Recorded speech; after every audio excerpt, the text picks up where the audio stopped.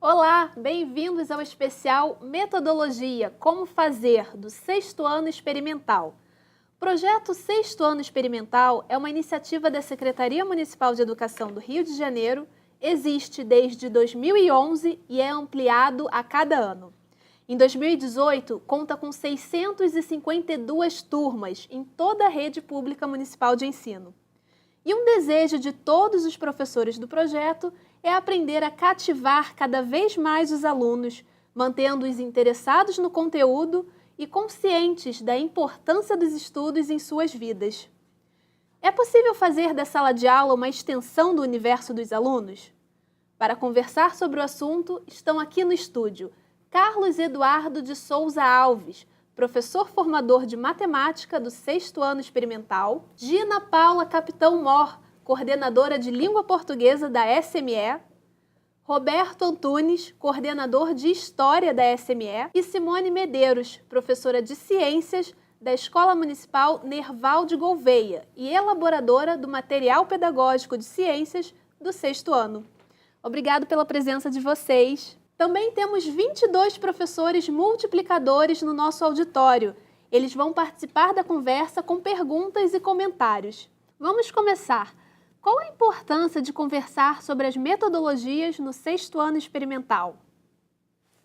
Bom, gente, que bom a gente estar aqui reunidos, né? Os multiplicadores também aqui com a gente, e para a gente funcionar realmente como rede, né? Porque eu acho que isso é muito importante. Eu só consigo conceber uma boa aula se essa aula for em equipe. E quando a gente está em sala de aula, eu vejo o aluno como equipe, né? Por que eu estou falando isso? Porque o professor, nós precisamos nos preocupar como que a gente organiza a nossa sala de aula para a gente ter um retorno mais firme do aluno, né? Para ter uma interação maior. E é importante que o professor ele procure organizar a sua sala em grupo. Porque hoje, ao meu ver, acredito também no ver dos colegas, que não dá mais para a gente trabalhar daquela forma tradicional que a gente trabalhava, em fila, organizando o aluno em fila. Então, acho que isso não funciona mais. Eu vejo, e foi experiência minha em sala de aula mesmo, o trabalho em grupo, para poder ter a maior interação com o aluno, a gente levar as discussões para o grupo, e o grupo, claro que esse grupo não é feito de qualquer maneira, né? Esse grupo, o professor tem que conhecer a sua turma, ele tem que saber quem é aquele aluno que está compondo o grupo, e ele mesmo tentar fazer essa formação do grupo, não deixar a carga do aluno, porque senão o aluno acaba fazendo aquele grupinho do jeito que ele quer, e o ideal é que você tenha no grupo, que você tenha um grupo heterogêneo. Aquele aluno que talvez não tenha ainda atingido aquele conhecimento e aquele outro aluno que já tenha atingido, esteja perto de atingir, para que efetivamente possa surgir a tal troca no grupo. Acredito que os colegas também pensem dessa forma, pelo menos é a forma que eu vejo essa arrumação da sala de aula, que é muito importante. Cadu, a interação é a palavra-chave. E o professor, conhecendo a sua turma, vai organizar e vai variar essa metodologia. Porque, dependendo da atividade proposta, ele precisa de uma maior concentração dos alunos, ou de um espaço maior para o debate, um trabalho maior com a oralidade, ou também um trabalho maior com a escrita. Então, dependendo dos objetivos daquela aula e do que ele conhece do seu aluno, ele vai organizar as diferentes metodologias. É importante dizer que, assim, concentração, capacidade de escuta, isso se desenvolve. E, às vezes, a rotina da sala de aula vai nos ajudando a ir aumentando essa capacidade de escuta, esse poder de concentração. E aí vai possibilitando também mais atividades diferenciadas, outras metodologias. Então, aos poucos, o professor vai colocando para a turma um ritmo de trabalho, vai preparando essa turma para um ritmo de trabalho que é mais efetivo, porque pressupõe interação. Professores, os multiplicadores querem saber como trazer o ensino de história para a realidade do aluno do sexto ano experimental.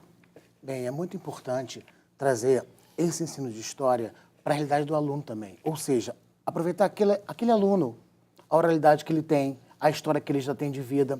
Muitas vezes você está com uma escola inserida num contexto, numa comunidade, num bairro, em que você tem diversas pessoas ao redor que conhecem aquela história profundamente. E quando o professor tem essa sensibilidade, aliada à metodologia, de aproveitar aquela história do aluno, do bairro, da escola, isso favorece, facilita. A partir do momento que o professor consegue fazer isso, ou seja, trazer a história pessoal de cada aluno para a sala de aula, para aquela região, você consegue trabalhar. E assim você pega a metodologia aliada à sensibilidade, que é fundamental para que haja uma aprendizagem efetiva e significativa.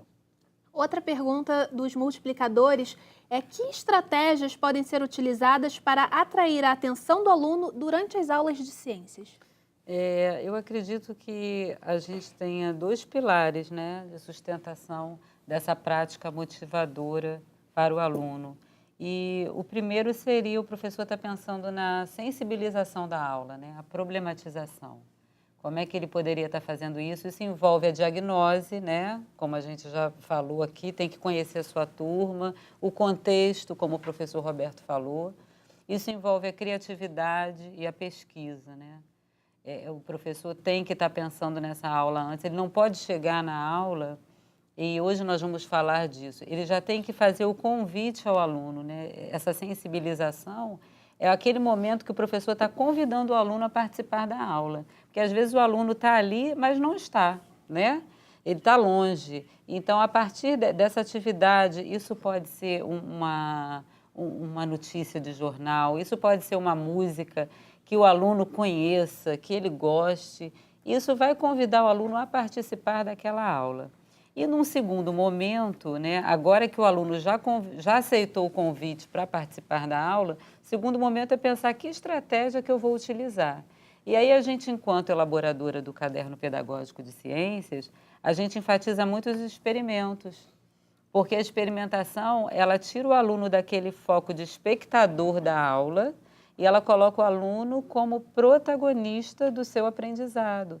Então, ele interage com o objeto de estudo, isso motiva a aula. E naquela interação, como a Gina falou, do aluno com o material de estudo, o professor vai inserindo, né? Vai buscando os conceitos prévios dos alunos nas perguntas e vai inserindo o conhecimento científico, né? Essa troca.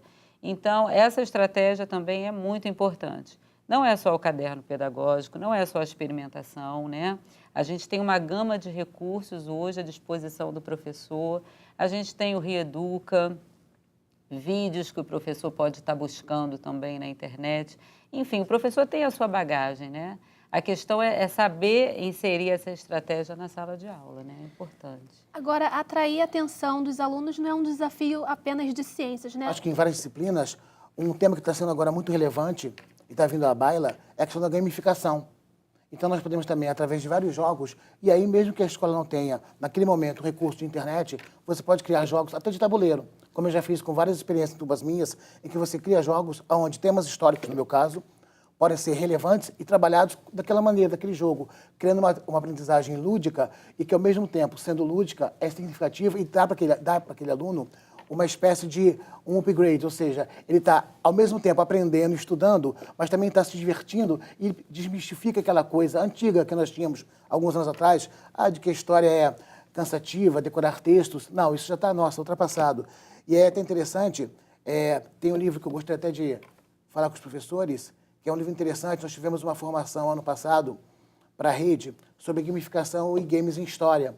E aí tem um livro, que é o livro Ensino de História e Games, da professora Marcela Albaine, que trabalha muito isso em escolas públicas e dá, inclusive, exemplos. É uma coisa bem interessante para você trabalhar. E mesmo na nossa rede, nós temos vários professores que já trabalham com isso. Então, eu acho que a oportunidade de compartilhar essas práticas é fundamental. E trazer, sim, como eu disse mais uma vez, essa realidade que eles já vivem para a nossa sala de aula. Isso aí. Os multiplicadores querem saber, em língua portuguesa, como trabalhar a estrutura textual com os alunos, né? Como fazê-los entender a paragrafação, início, meio e fim, e principalmente como sintetizar e organizar um texto. A chave para a língua portuguesa, para atrair a atenção do aluno, é o texto. O texto rico, o texto interessante, o texto diverso, o texto na sua plenitude. E aí, como trabalhar a estrutura textual? Lendo e escrevendo, né? A aula de língua portuguesa precisa partir do texto e a ele retornar a todo momento. Então, o aluno vai trazer já um repertório de leituras quando chega ao 6º ano, né? E o interessante é que a aula de português acrescente a esse repertório novas experiências. Então, a escolha dos textos motiva muito o trabalho da língua portuguesa. E aí, na leitura, o aluno vai analisar os textos que estão não só no caderno pedagógico de língua portuguesa, que oferece um cardápio variado de textos, mas também no acervo do professor, em diferentes livros, no acervo da sala de leitura e por aí vai. Então, é na análise do texto que o aluno vai despertando para o conhecimento da estrutura desse texto, né? Na análise concreta. E também na escrita do texto. É importantíssimo trabalhar com o aluno as diferentes fases da escrita, o planejamento dessa escrita, com muita leitura, com muita análise, ativando o repertório de textos que o aluno já tem, né? Um repertório refletido, analisado. E também, além do planejamento do texto, nesse planejamento, trabalhar com a questão do roteiro. Como construir um bom roteiro para esse texto? Nesse roteiro, o professor já pode interagir com a turma e organizar as partes que costumam compor o gênero textual que o aluno vai produzir. Sempre partindo a produção da análise de textos daquele gênero, porque o aluno precisa ter fundamento na leitura, na análise de outros textos, para poder produzir o seu. Então, a segunda fase de escrita mesmo, livremente, mas já com um roteiro anterior que guia essa escrita. E aí, numa terceira fase, da revisão e da reescrita, atentando também para as diferentes partes que compõem o texto. É muito importante que esse planejamento seja do conhecimento de todos. Uma ideia é colocar esse planejamento no quadro, fazer essa atividade coletivamente. É importante porque também desenvolve a oralidade do aluno. Então, esse debate sobre o texto, sobre o tema do texto, sobre o gênero que vai ser produzido ou que está sendo lido, dependendo da atividade. Então, tudo isso vai alimentando o aluno e vai levando esse aluno a desenvolver habilidades de leitura e de escrita que, dentre elas, se encontram as que foram citadas na pergunta. A professora Paula Moreira, da Escola Municipal Almirante Álvaro Alberto, quer saber, uma das unidades temáticas da BNCC é probabilidade e estatística, que anteriormente estava relacionada ao tratamento da informação. Como os professores devem abordar essa unidade temática, que agora tem como foco a probabilidade e estatística também? A probabilidade estatística, na realidade, antigamente era estranho para o ensino fundamental, né? A gente só via probabilidade estatística no ensino médio e era um monstro, né? Na realidade, isso foi trazido para o ensino fundamental e muitos professores já trabalham com isso.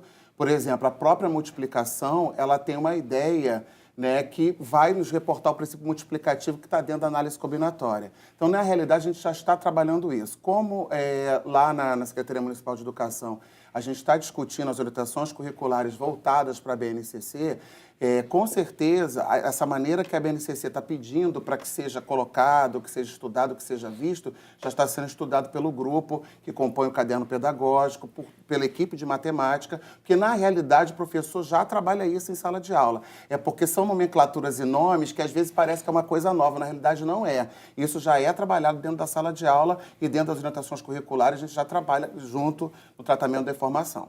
A professora Márcia Andréia, da Escola Municipal Paraguai, perguntou como trabalhar a memorização nos estudos de ciências sem cair na prática antiga da memorização pela memorização. Olha, eu não gosto dessa questão da memorização, mas em ciências nós temos termos específicos da área, né, que necessitam ser trabalhados com o aluno, não tem como fugir disso. Eu costumo, agora eu vou trazer um pouco da minha experiência enquanto regente, né, não só elaboradora, eu costumo trabalhar muito o visual do aluno. Então, eu costumo trabalhar muito a produção de desenhos e aí associar a imagem, né, aos nomes. E eles gostam muito, nessa fase, né, da escolaridade, eles gostam de produzir os desenhos e até fazendo um link com o português.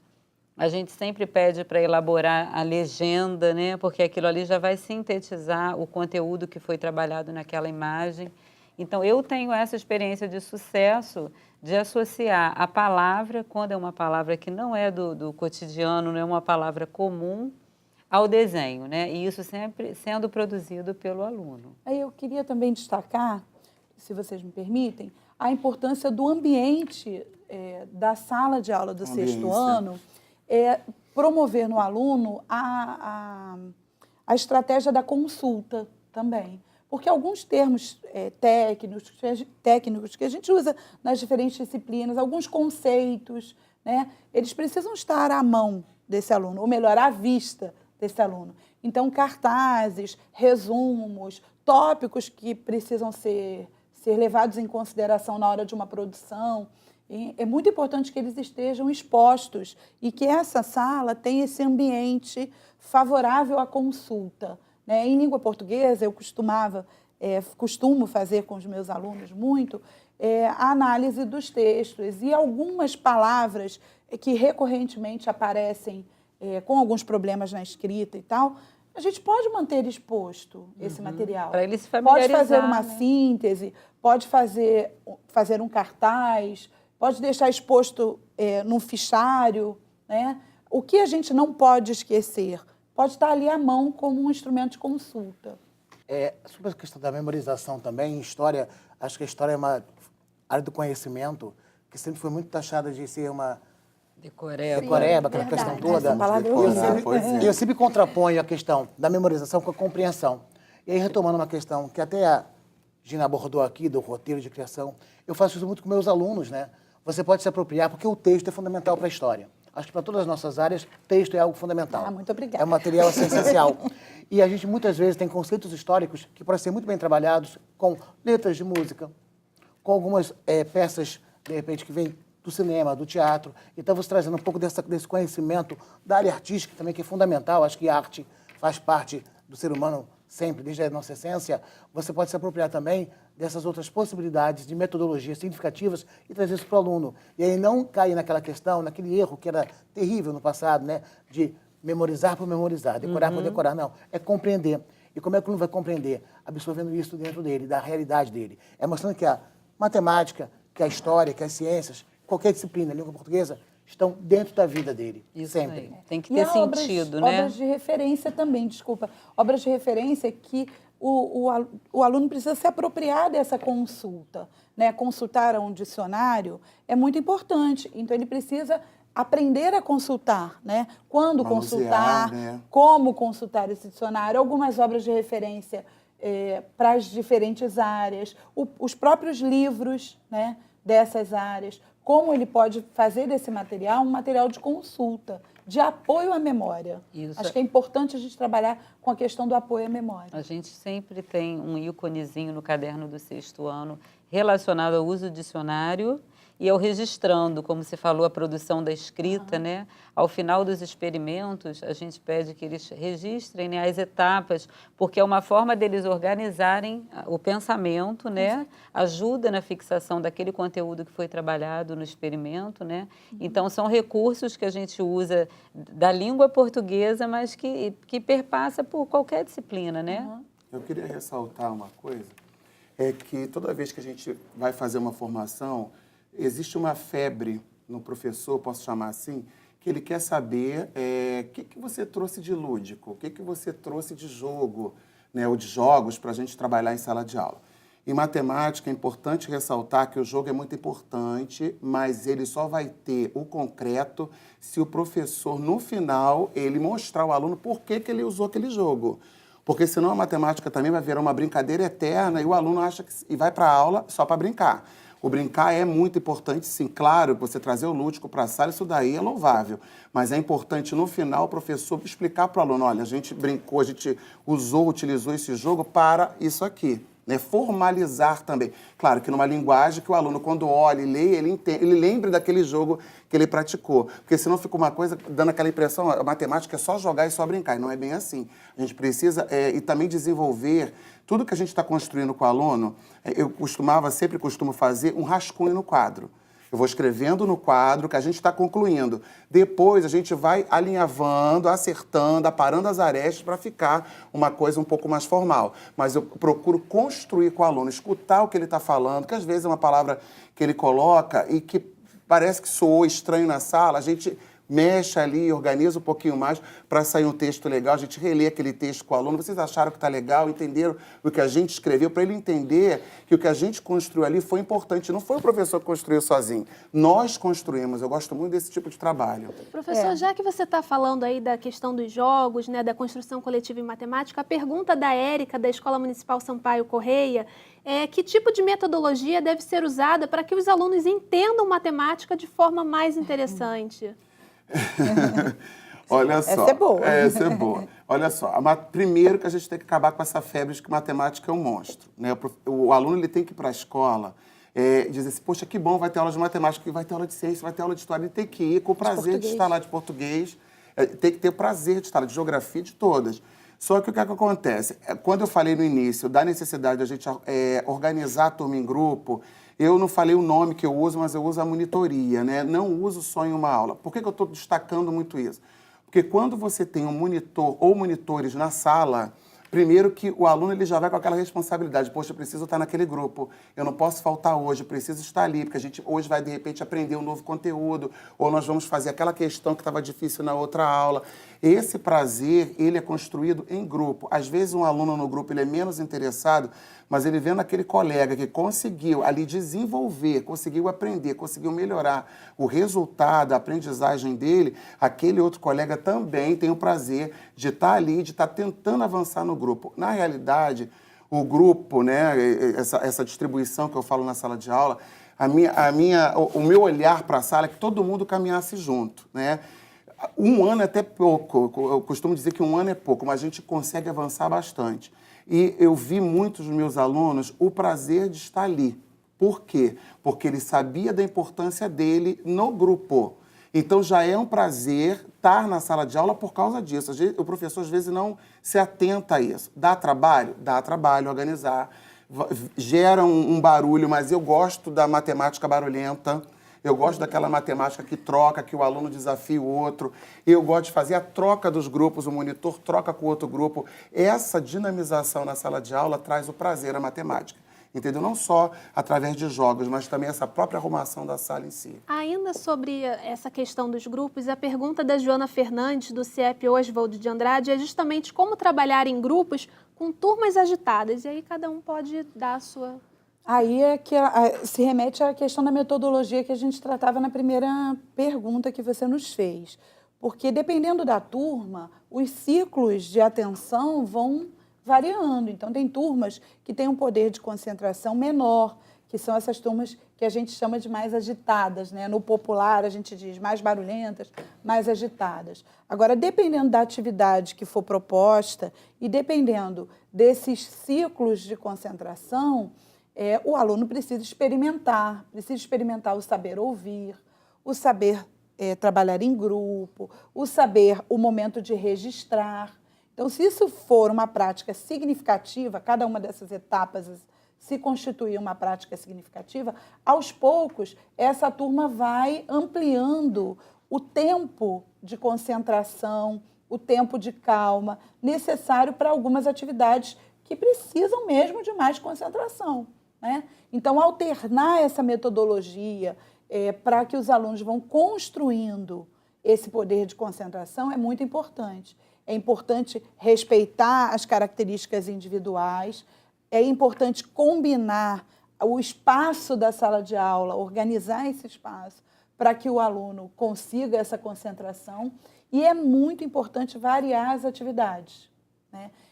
Em língua portuguesa, a leitura em voz alta, a leitura do professor para o aluno, do aluno monitor do grupo para o grupo, variar os leitores na turma, estudar um texto para ler esse texto. Não aquela leitura do começa você, continua você, mas aquela leitura em que o aluno estudou o texto e vai ler para a turma. Porque algumas práticas na sociedade foram se perdendo, né? Onde a gente escuta um poema declamado, né? Onde a gente escuta a beleza de um poema bem lido, né? Então, na sala de aula, o professor pode resgatar essa beleza. O texto, para mim, é a chave, a escolha do texto. Então, um texto interessante, um texto atraente. A leitura do professor também é a chave, né? Então, essas atividades vão ajudando essa turma mais agitada e a todas as turmas a construírem o que é mais importante, que é um sentido naquilo que eles estão produzindo juntos ali. Uma aprendizagem realmente significativa. Eu também tenho aqui uma experiência para compartilhar. É claro que a gente não tem receita de bolo, né? É claro. Mas a gente tem experiências de tem sucesso, né? que a gente pode estar compartilhando com o professor, né? É que, com relação a esse grupo, primeiro, ressaltando o que o Cadu falou, é com relação ao grupo heterogêneo, né? Eu não posso concentrar num mesmo grupo muitos alunos agitados. Mas uma experiência até curiosa é que quando você delega algumas tarefas de maior responsabilidade aos alunos mais agitados, de certa forma você consegue controlar aquele grupo. Porque o aluno o mais agitado, ele geralmente não carrega essa responsabilidade dada pelo professor, né? No cotidiano da aula, não. Quando você coloca esse compromisso, então aquilo para ele já é uma surpresa.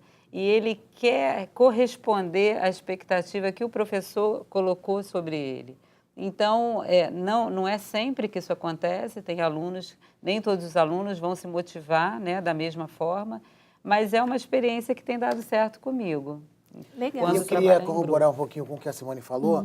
Eu sou aquele professor de história que adora também sair da escola com os alunos. Eu acho importante, né, levar para centros culturais, museus. Sabemos que nem sempre é fácil, nem sempre é possível fazer isso, mas às vezes no próprio entorno da escola. E o que é importante, geralmente eu pego aqueles alunos do tipo mais agitado mesmo, né, e vão ser os meus grandes parceiros nessa viagem.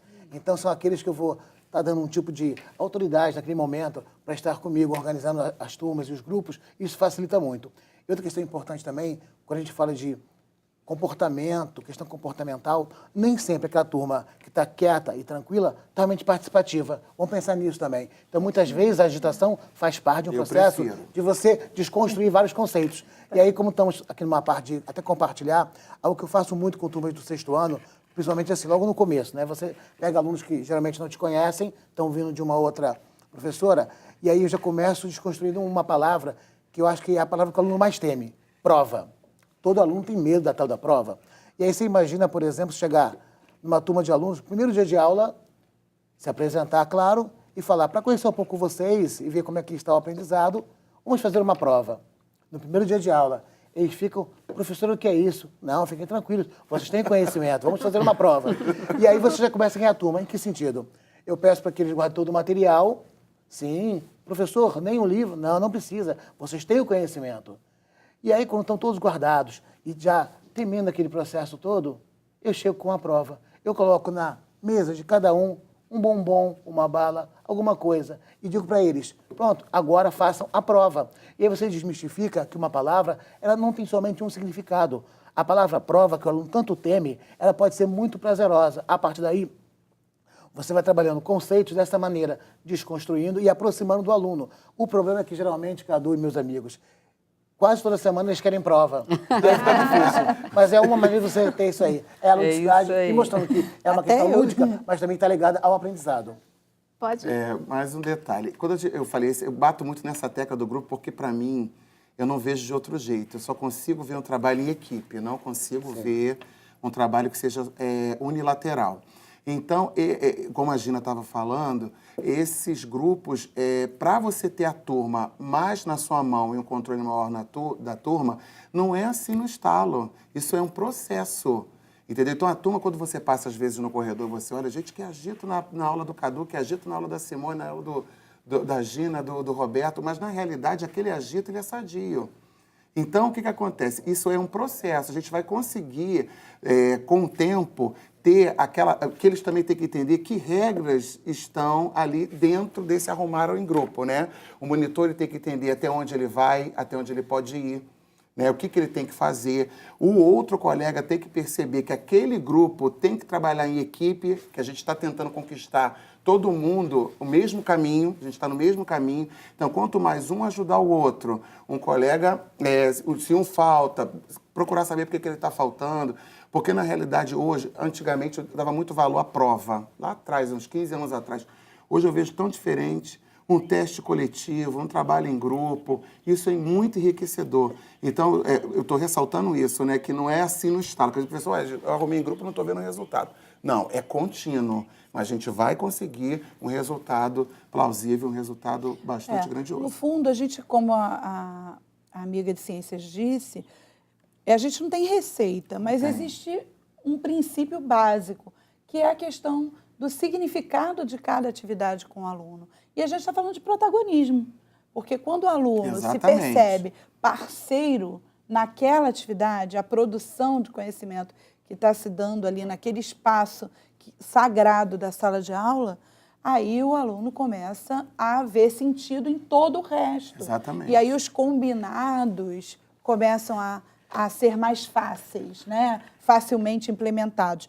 Claro que facilidade nunca, porque você tem crianças que a gente tem que respeitar a faixa etária deles, a gente tem que respeitar o contexto em que eles vivem, o contexto de mundo mesmo, né? As diferentes formas de aprendizagem que são possíveis hoje, das quais a gente nem ouvia falar antigamente, né? Então, a gente tem que estar ligado em tudo isso. Professores, para finalizar, vamos responder a pergunta da professora Natália do Vale, da Escola Municipal Dom João VI. Ela quer saber como desenvolver a interdisciplinaridade entre matemática, ciências, história e língua portuguesa. Língua portuguesa é moleza. Língua porque o texto é a base de tudo, desculpem, amigos. Mas a leitura e a escrita, e vocês retomaram uma coisa que alguém falou, já não me lembro exatamente quem, na função da escrita, do registro. Isso. Você que falou do quadro. Da escrita, das diferentes formas de registro, do quadro como um espaço de registro, o caderno como um espaço de registro, né? A construção de textos coletivos, com o professor sendo o escriba dessa turma em alguns momentos, mas com os diferentes alunos contribuindo para esse registro, com diferentes alunos assumindo o papel de escriba. Então, o texto que perpassa, e aí os diferentes textos verbais, textos não verbais, a riqueza de textos que nós temos na sociedade, que tem que estar em sala de aula. Por isso, a aula de língua portuguesa começa e termina no texto. Gina, você colocou a questão do texto, do registro, né? São as fontes da história. A história trabalha com tudo isso. As fontes históricas têm a ver com essas questões todas textuais, sendo orais ou não. E, além disso, né, se o foco que é o sexto ano experimental, e o nosso sexto ano trabalha muito questões também da relação do homem com esse ambiente que o cerca, ou seja, nos aproximamos das ciências aí. E trabalhamos também com as questões de séculos, né, do tempo passado, tempo presente, ou seja, a matemática, a língua portuguesa, as artes, a ciência, se abraçam com a história. Esse trabalho é totalmente interdisciplinar.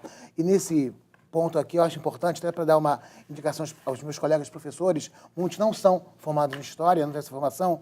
Acho que um clássico que é fundamental para a gente, eu queria até ter a oportunidade de mostrar, é o do Mark Bloch, a Apologia da História, que eu acho que tem tudo a ver com a nossa metodologia e é, assim, imbatível, né? O Mark Bloch tem uma história interessantíssima. Vamos botar aqui para ficar mais claro. E que vale a pena realmente conhecer. Acho que o pessoal de história sempre conhece bastante, né? Mas para quem não é e trabalha com sexto ano, é importante poder ter acesso e aí é minha indicação. E o acervo da sala de leitura? E tem na sala de leitura. É riquíssimo. Nós temos um acervo maravilhoso. E o acervo da Multirio, no portal da Multirio, também. Nós temos um acervo maravilhoso também. Então, são elementos que precisam entrar no cardápio do professor para essa turma, no cardápio da turma. Nós temos as nossas orientações curriculares que nos dão uma base assim excelente do trabalho que a gente tem que realizar em sala, mas como a Gina falou, a gente tem um leque de opções hoje. Né? O próprio portal da Multirio no YouTube é excelente, né? Tempo de estudar. Se o professor tiver um tempo para poder consultar, para poder pensar na sua aula, né? Naquela quarta-feira, que às vezes sobra um tempinho para ele fazer aquilo, além de corrigir e de fazer outras coisas, a gente sabe que tem muita coisa para ser feita, mas é importante dar uma olhada, ver se aquilo cabe dentro da aula que ele está dando, né? Se enriquecer disso. Porque tem muita coisa que a gente pode enriquecer e a gente se tornar mais seguro dentro da sala de aula para ter essa troca que a gente tanto espera. Eu queria destacar do acervo da Multirio a série Morde a Língua, que foi produzida com base nos diferentes gêneros discursivos, e aí pode ser um apoio interessante para o professor. Simone, quer complementar? A parte da interdisciplinaridade, né, como já foi falado, português, a gente está trabalhando o tempo todo matemática também relacionada à ciência. A gente trabalha muito o tratamento da informação, a gente traz muito gráficos e tabelas, que é importante ele estar analisando, esquecendo a questão da memorização, né? E trabalhando a interpretação de tabelas e infográficos. E geografia também é um conteúdo muito parecido do 6º ano, ciências e geografia. É o homem, o espaço geográfico, o ambiente, os ambientes da Terra. E história, né, que às vezes parece que fica um pouco distante. Eu costumo fazer um trabalho de parceria muito bacana com um professor de história, que no 6º ano eu venho trabalhando, a gente começa trabalhando astronomia, formação da Terra, e aí o professor de história, né, e a parte do conteúdo do homem, dos vestígios do homem, aí eu entro com fósseis e vem os sítios arqueológicos, né, e dali o 2º bimestre, a agricultura. Aí ciência está trabalhando água, e aí você vê a formação dos povos. Assim começou a história, com as civilizações próximas. Exatamente, próximo aos rios, né, em Sim, função sim. da agricultura. Mesopotâmia. Então, assim, o professor precisa desse planejamento para ele ter o acesso às orientações e ele casando, né? E quando a disciplina não houver a possibilidade daquele casamento no bimestre, posteriormente, ele vai retornar aquele conteúdo, mas aí o conceito já foi trabalhado. Então, ele vai estar acessando os conteúdos, os conceitos que já estão estabelecidos no aluno, né? E aquilo só vem a reforçar o ensino dele. É um planejamento constante, né, Simone? Sempre. Sem planejar não Isso tem aí. como, né? É o eterno estudar. É, exatamente, não tem como. Carlos Eduardo, Gina, Roberto, Simone, eu quero agradecer novamente a participação de vocês. Obrigada também pela participação dos professores no auditório. Esperamos que este especial tenha contribuído para melhorar e facilitar o seu trabalho em sala de aula. E se você quiser mais informações, escreva para carlosalves@rioeduca.net. Tchau!